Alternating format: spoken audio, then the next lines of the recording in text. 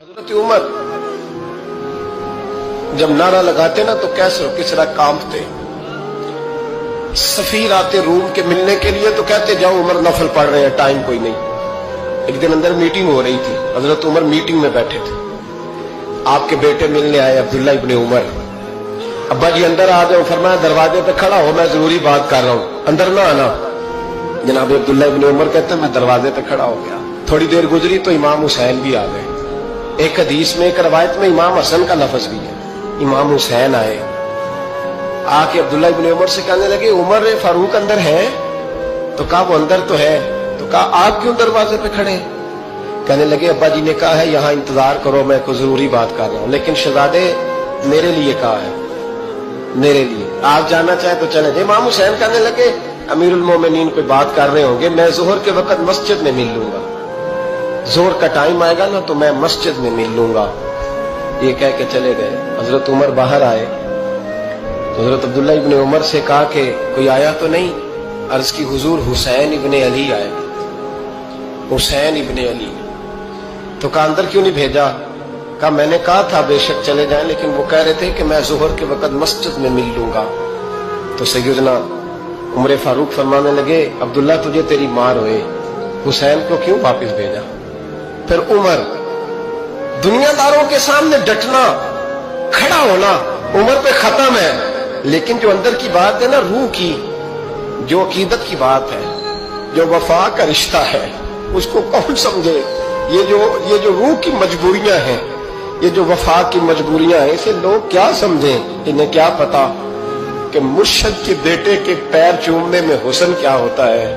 انہیں کیا پتا کہ جب استاد کا بیٹا گھر میں آتا ہے تو دل کرتا ہے مکان بیچ کے اسے دے دیں, اس کے باپ کی نیکیاں بڑی ہیں. جناب عمر فاروق دوڑے گئے, امام حسین کے دروازے پہ دستک دی. امام حسین باہر رکھا, شہزادے یار ملنے آئے تھے, بغیر ملے کیوں آ گئے؟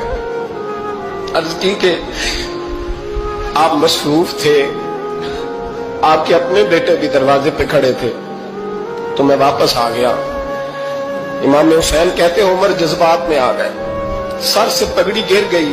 کہنے لگے حسین میرے بیٹے کا اور حسین کا کیا مقابلہ؟ کیا اس کی ماں کا نام فاطمہ الزہرا ہے؟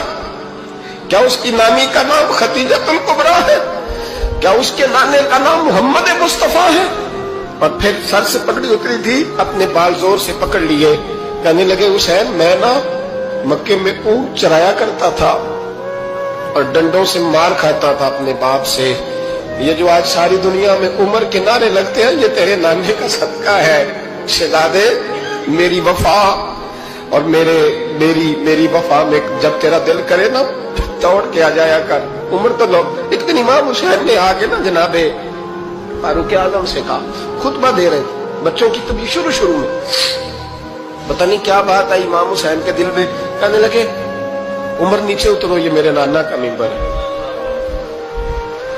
تو حضرت سیدنا عمر سنو, کبھی میرا بھی بچہ آ جائے تو میں کہتا ہوں اس کو پکڑو یار, بچوں کو تو نہیں نا جمعوں میں مطلب ذکر کیا جاتا, اترنا میرے نانے کا ممبر ہے.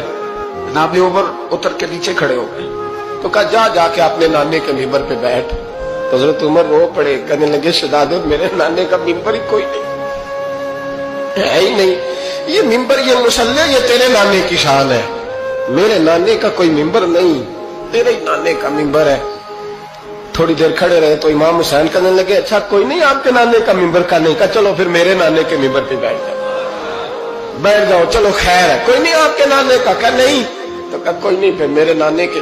جب حضرت عمر بیٹھے تو بڑا شاندار جملہ کہا, فرمانے لگے میں ممبر پر مرضی سے نہیں بیٹھا تھا, مجھے ابو بکر نے بٹھایا تھا, اور پھر حسین کے کہنے پہ میں اترا ہوں, اب مجھے حسین نے بٹھایا ہے. اب کسی کی جرأت ہے تو عمر کو اتار کے دکھائے.